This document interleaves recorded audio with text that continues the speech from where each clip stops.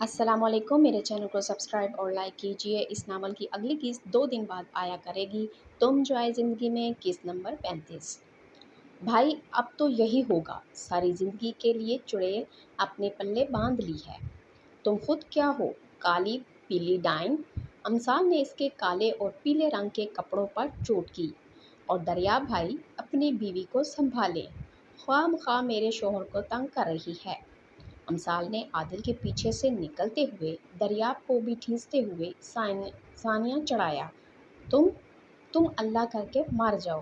ثانیہ نے اس کو پکڑنے میں خود کو ناکام ہوتے دیکھا تو بددعاؤں پر اتر آئی تھی۔ ہاں ہاں، تم نے تو جیسے آب حیات پی رکھا ہے نا۔ امثال نے اسے بگاڑا۔ اللہ کرے تم موٹی کالی بھدی ہو جاؤ، پیپرز میں فیل ہو جاؤ اور تمہیں یونی سے نکال دیں۔ ثانیہ کی بددعا سن کر امثال کی آنکھیں پھٹی تھیں۔ تم مجھے فیل ہونے کی بددعا دے رہی ہے؟ جاؤ، آج سے میں بھی تمہیں بددعا دیتی ہوں۔ اللہ کرے تمہارا شوہر کالا موٹا چھوٹا بینگا ہو جائے۔ امثال کی بات سن کر دریاب تڑپ اٹھا۔ یار صلی، میری کیا غلطی ہے؟ میرا حلیہ کیوں بگاڑ رہی ہو؟ ثانیہ پیر پٹکتی ہوئی اندر کی طرف بڑھی۔ اپنی بیوی کی زبان کے جوہر دیکھے ہیں؟ آپ نے کیسے منہ پھاڑ پھاڑ کر بددعائیں دے رہی ہے۔ سنبھالیں اسے، ہاتھ سے نکل گئی نا، سر پکڑ کر روئیں گے۔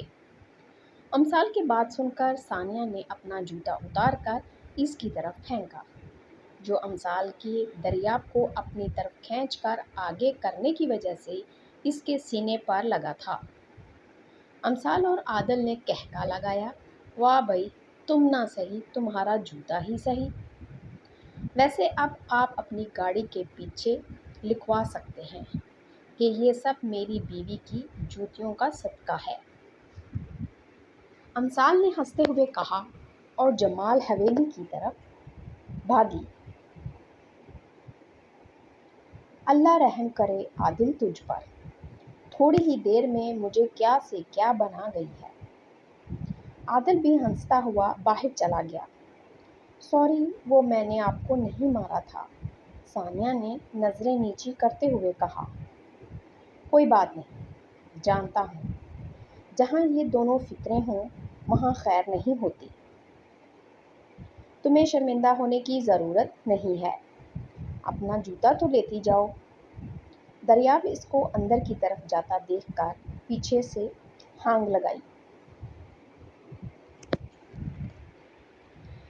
میری بیوی کی جوتیوں کا صدقہ مطلب کچھ بھی؟ دریاب نے ہنستے ہوئے سر جھٹکا۔ سلے بازی آرام سے کھاؤ، یہ کون سا طریقہ ہے؟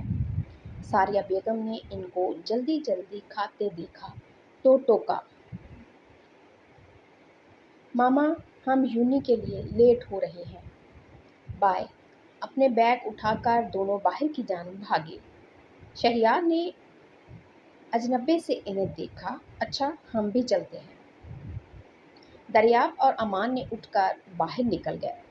2 منٹ بعد ہی وہ واپس آتے دکھائی دیے۔ کیا ہوا، تم لوگ واپس آ گئے؟ فوزیہ بیگم نے پوچھا۔ کچھ نہیں، بس ایسے ہی، اور آ کر حال میں بیٹھ گئے۔ پھر تو لائن ہی لگ گئی، جو بھی جاتا واپس آ کر بیٹھ جاتا، جو بھی جاتا ہے واپس آ جاتا ہے۔ تم لوگ جا کیوں نہیں رہے ہو؟ مصطفیٰ شاہ نے حیرانی سے کہا۔ آپ کے لاڈلے سبھی گاڑیوں کے ٹائر پنکچر کر گئے ہیں، سوائے عادل کی جیپ کی۔ اعظم شاہ کی بات سن کر مصطفیٰ شاہ نے ہلکا سا کہکا لگایا۔ چلو بھائی، عادل اب تم ہمارا آخری سہارا ہو، اس لیے ہمیں بھی لیتے جانا۔ امان نے کہا تو اس نے سر ہلا دیا۔ عادل بھائی، ہماری گاڑی کے ٹائر پنکچر ہیں، آپ مجھے کالج چھوڑ دیں گے؟ عائشہ نے ہال میں آتے ہوئے کہا۔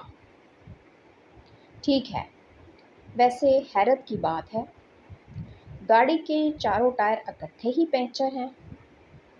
عائشہ کا پرسوچ انداز دیکھ کر سب مسکرائے۔ وہ اس لیے کہ اس گھر کی آفتوں نے انہیں پینچر کیا ہے اور خود وہ جا چکی ہیں۔ امان کی بات سن کر وہ ہنسی۔ چلو آ جاؤ، جس نے جانا ہے، عادل نے ہال سے نکلتے ہوئے کہا، تو سبھی اس کے پیچھے چل دیے۔ پورچ میں پہنچ کر اس نے مڑ کر دیکھا تو دریاب، زریاب، امان، شہریار اور عائشہ کو اپنے پیچھے دیکھ کر اس نے بے ساختہ کہکا لگایا۔ سیریسلی تم سب جاؤ گے؟ دھیان سے دیکھو، میرے پاس جیپ ہے، بس نہیں ہے جو تم سب کے سب اٹھ کر آ گئے ہو۔ عادل نے ہنستے ہوئے جیپ کے ساتھ ٹیک لگائی۔ بھائی میرا ٹیسٹ ہے، آج میرا جانا ضروری ہے۔ عائشہ نے جلدی سے بیک سیٹ سنبھالی۔ میری بھی میٹنگ ہے، شہریار جیپ کا فرنٹ ڈور کھولتے ہوئے کہا۔ چلو بھائی، مزید 2 لوگ آ سکتے ہیں، آ جاؤ، عادل نے کہا۔ تم پیچھے آ جاؤ، میں ڈرائیو کرتا ہوں۔ دریاب نے اس سے چابی لی۔ امان اور عادل پیچھے بیٹھ گئے۔ لالا آپ گاڑی ٹھیک کروا کر آ جائے گا، دریاب نے زریاب سے کہا تو وہ سر ہلاتا ہوا پلٹ گیا۔ وہ لوگ گاؤں کی حدود سے باہر نکلے تو ان دونوں کو جاتے دیکھا جو اپنی بائکس کو زگ زیگ انداز چلاتے تو کبھی سڑک پر فل سپیڈ پر چھوڑ دیتے اور پھر ہاتھ پر ہاتھ مار کر ہنسنا شروع کر دیتے۔ امثال نے بازل کو کراس کرتے ہوئے بائک کو گھما کر گول دائرہ بنایا۔ عادل انہیں روکنا، شہریار نے سنجیدگی سے کہا تو اس نے سر ہلاتے ہوئے جیپ ان کے آگے لے جا کر کھڑی کی۔ شہریار کو جیپ سے نکلتے دیکھ کر امثال نے آنکھیں میچیں۔ چابی دو، شہریار نے ہتھیلی پھیلائی تو دونوں نے شرافت سے چابی نکال کر اس کے ہاتھ پر رکھی۔ شہریار کہتا جیپ کی طرف مڑا، دریاب، امان تم لوگ بائک پر آ جاؤ، میں ان کو لے کر گاڑی میں آتا ہوں۔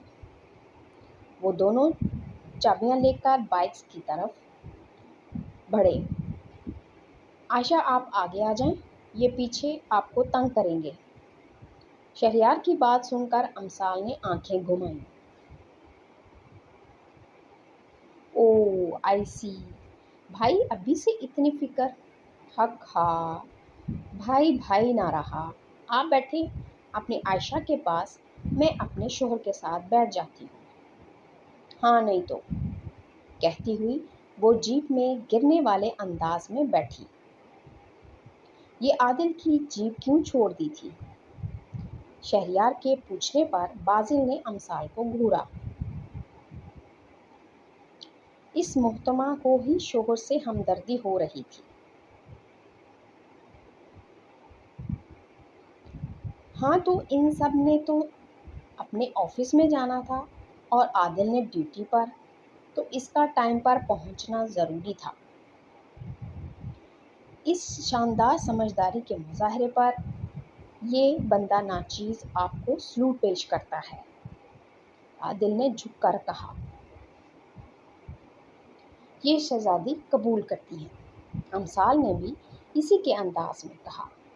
بھائی ہماری پاکٹ منی ختم ہو گئی ہے، امثال نے بازل کو اشارہ کیا تو اس نے بھی ہاں میں ہاں ملائی۔ شہریار دونوں کو پیسے دے کر والیٹ جیب میں ڈالنے لگا تو امثال نے اسے ٹوکا۔ بھائی کتنی بری بات ہے، آپ بھابھی کو بھی دیں نا، ان کی بھی تو ختم ہو گئی ہوگی۔ کیوں بھابھی؟ امثال کا یوں سب کے سامنے بھابھی کہنے پر عائشہ سٹپٹا گئی۔ نہیں میرے پاس ہیں، عائشہ منمنائی تھی۔ او کمان بھائی دیں نا، ہم آنکھیں بند کر لیتے ہیں۔ چلو عادی اپنی آنکھیں بند کرو۔ امثال نے عادل کی آنکھوں پر ہاتھ رکھا۔ خدا کا خوف کرو سلے، ایکسیڈنٹ کروانا ہے کیا؟ عادل نے اپنی آنکھوں سے اس کا ہاتھ ہٹایا۔ اوہو بھائی، اب دے بھی دیں، بھابھی کب سے ویٹ کر رہی ہیں۔ امثال جھنجھلائی تو شہریار نے 5,000 کا نوٹ نکال کر عائشہ کی طرف بڑھایا، جسے عائشہ نے ہچکچاتے ہوئے پکڑ لیا۔ پچھلی سیٹوں کی طرف گھوم کر بیٹھی امثال نے سیٹی بجائی۔ بازی ہمارے تھوڑے نہیں تھے؟ ہاں بالکل، اپنی اپنی آنکھیں کھول کر دیکھو، اتنے ہی تھے۔ شہریار نے عائشہ کو انکمفرٹیبل دیکھا تو دونوں کو گھورا۔ اچھا ویسے بھائی، باقی کا بعد میں، اس سے پہلے وہ دوبارہ کوئی شوشہ چھوڑتی۔ عادل نے اسے پکڑ کر سیدھا کیا تو منہ بسوڑ کر رہ گئی۔ عائشہ کو کالج چھوڑنے کے بعد شہریار کو ڈراپ کیا اور آخر میں ان دونوں کو یوں چھوڑا۔ ہمیں لینے کون آئے گا؟ بازل نے اترتے ہوئے پوچھا۔ ڈرائیور آ جائے گا، اگر نہ آیا تو کال کر دینا، میں پک کر لوں گا۔ عادل نے ڈیش بورڈ پر پڑا امثال کا موبائل اٹھاتے ہوئے کہا تو وہ سر ہلا کر باہر نکل گیا۔ امثال نے موبائل اٹھانے کے لیے ہاتھ بڑھایا تو اسے غائب پایا۔ بازی، میرا موبائل تمہارے پاس ہے؟ نہیں تو؟ یہیں رکھا تھا، پھر کہاں گیا؟ امثال نے پریشانی سے کہا۔ یار سلے جلدی کرو، پہلا لیکچر سر واسق کا ہے اور تمہیں پتہ ہے نا لیٹ آنے پر کتنا ڈانٹتے ہیں۔ اچھا تم چلو، میں ڈھونڈ کر آتی ہوں، امثال کہتی ہوئی سیٹ کے نیچے جھکی۔ کیا کچھ گم ہو گیا ہے؟ عادل نے مسکراہٹ دبائی۔ ہاں، موبائل رکھا تھا ڈیش بورڈ پر، نہیں مل رہا ہے۔ اچھا کہیں یہ تو نہیں ہے؟ عادل نے موبائل اس کی آنکھوں کے سامنے لہرایا۔ اوہ تو تمہارے پاس تھا، حد ہو گئی ہے، میں کب سے ڈھونڈ رہی ہوں، بندہ بتا ہی دیتا ہے۔ امثال نے موبائل لینے کے لیے ہاتھ بڑھایا تو عادل نے پیچھے کیا۔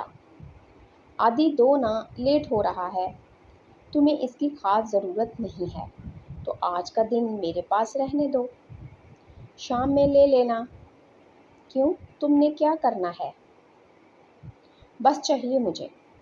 اچھا ٹھیک ہے، رکھ لو۔ Okay bye. کہتے ہوئے اس نے گاڑی کا دروازہ کھولا تو عادل نے روکا۔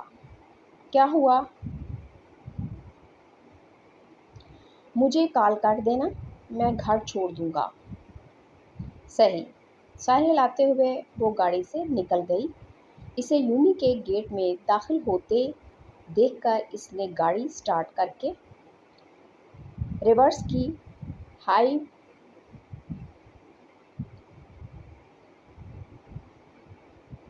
بیوٹیفل ڈال، کہاں جا رہی ہو؟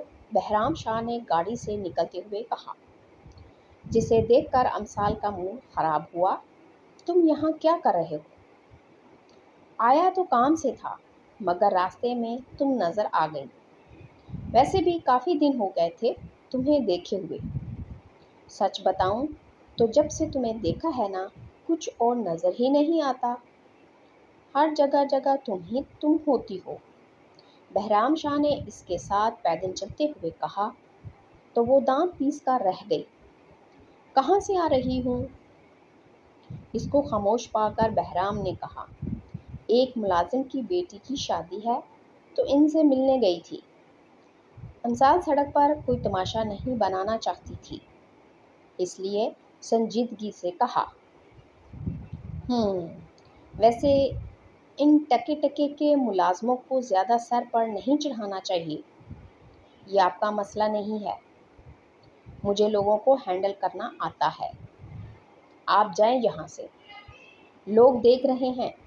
امثال نے ارد گرد نظر دوڑائی تو دیکھنے دو، بہرام شاہ کسی سے ڈرتا نہیں ہے، آپ نہیں ڈرتے لیکن مجھے اپنی عزت بہت پیاری ہے، اس لیے پلیز آپ جائیں یہاں سے۔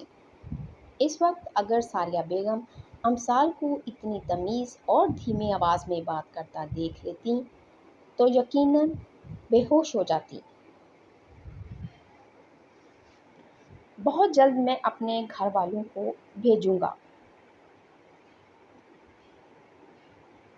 کیوں؟ اس کی بات سن کر امثال نے ابرو چکائے۔ تمہارے رشتے کے لیے۔ لگتا ہے آپ کو شاید پتہ نہیں، اس دن باقی سب کے ساتھ میرا بھی نکاح ہوا تھا عادل سے، اور اگر نہ بھی ہوا ہوتا نا تو بھی میں تم جیسے لوز کریکٹر کے ساتھ کبھی بھی شادی نہ کرتی۔ یہ بات اپنے ذہن میں بٹھا لو اور آئندہ میرا راستہ روکنے کی کوشش نہ کرنا، ورنہ اچھا نہیں ہوگا۔ امثال اسے وارن کرتے ہوئے کہا اور تیز تیز قدم اٹھاتے ہوئے چلی گئی۔ اچھا تو اب نہیں ہوگا امثال بی بی، میں نے پورے خلوص نیت سے رشتہ بیچنا چاہا تھا، اور اس ایس پی کو تو میں دیکھ لوں گا۔ بڑبڑاتے ہوئے وہ گاڑی میں بیٹھا اور زور سے دروازہ بند کیا۔ بازل کہاں ہے؟ عادل نے اسے اکیلے آتے دیکھا تو پوچھا۔ اس کو ایک NGO جانا تھا تو وہ 1 گھنٹے پہلے ہی چلا گیا۔ یہ تمہارا موبائل؟ عادل نے اس کی طرف موبائل بڑھایا۔ امثال نے پکڑ کر بیگ میں رکھا۔ میں نے اس میں ٹریسر فٹ کیا ہے۔ کیوں؟ امثال نے حیرانی سے پوچھا۔ جس طرح کی تم لوگوں کی حرکتیں ہیں اس کے لیے یہ ضروری تھا۔ کیا ہے یار، پہلے ادی اور شہری بھائی نے پتہ نہیں کیا کچھ فٹ کیا ہوا ہے ہمارے سیل فونز میں، اور اب تم؟ کوئی پرائیویسی بھی رہنے دو۔ دیکھو سلی، بہرام کے ساتھ جو کچھ تم لوگوں نے کیا ہے، اگر اسے پتہ چل گیا تو سکون سے نہیں بیٹھے گا، اس لیے میں کوئی رسک نہیں لینا چاہتا۔ اچھا، صحیح ہے۔ امثال نے منہ بگاڑا۔ عادی، ایک بات بتاؤں؟ ہاں بولو، اس نے ڈرائیونگ کرتے ہوئے مصروف انداز میں کہا۔ اسے بتاؤں یا نہیں؟ اگر اس نے غصے میں کچھ الٹا سیدھا کر دیا تو خواہ مخواہ کی دشمنی پیدا ہو جائے گی۔ رہی بات بہرام کی تو اسے میں خود ہی دیکھ لوں گی۔ کہاں کھو گئی؟ امثال کو سوچ میں دیکھ کر عادل نے اس کے آگے چٹکی بجائی۔ کہیں نہیں، امثال نے گڑبڑاتے ہوئے کہا۔ اچھا تم کچھ کہہ رہی تھی؟ رہنے دو، تم برا مان جاؤ گے۔ تم بتاؤ تو صحیح۔ مجھے نا اس دن والے کیفے سے برگر کھانا ہے۔ تم کچھ اور بات کرنا چاہتی ہو، ہے نا؟ عادل نے اسے جانچتی نظروں سے دیکھا۔ توبہ ہے بھائی، جس طرح سے تم شک کرتے ہو نا، پکا اپنا پولیس والا ہونے کا ثبوت دیتے ہو۔ کوئی بات نہیں ہے، بس مجھے برگر کھانا ہے، تم لے کے چلو، جیسے تمہاری مرضی۔ عادل نے کندھے اچکائے۔ سدرا آپی نانو کہاں ہیں؟ وہ بڑے کمرے میں عورتوں کے پاس بیٹھی ہیں۔ سدرا نے قمیض کو ٹانکا لگاتے ہوئے کہا۔ اچھا تو آستانے پر بیٹھی ہیں؟ پاگل لڑکی، آستانہ نہیں ہے اور نہ وہ دم درود کرتی ہیں۔ گاؤں کی عورتیں اپنے گھریلو اور معاشی مسائل لے کر آتی ہیں اور وہ اپنی سمجھ کے مطابق ان کا حل نکالتی ہیں یا پھر ان کی مالی مدد کرتی ہیں۔ اوہ صحیح، اچھا میں ان کے پاس جا رہی ہوں۔ امثال بڑے کمرے کی طرف مڑی۔ آپی اسے روکیں، اس کو پتہ ہے نا بی جان کو پسند نہیں یوں ان کے کام میں مداخلت کرنا۔ صوفیہ نے پریشانی سے کہا۔ کچھ نہیں ہوتا، جانے دو۔ آپی اسے ڈانٹ پڑ جائے گی۔ صوفی کچھ نہیں ہوگا، اس نے پہلے کون سا کبھی شاہ خاندان کی اصولوں اور روایات کی پاسداری کی ہے، جو اب کرے گی۔ نہ کبھی کسی نے پہلے اسے کچھ کہا ہے اور نہ کوئی اب کہے گا۔ تم پریشان مت ہو۔ سدرا کی تسلی بھی صوفیہ کو مطمئن نہ کر سکی تو وہ اس کے پیچھے چل دی۔ نانو میں آ جاؤں؟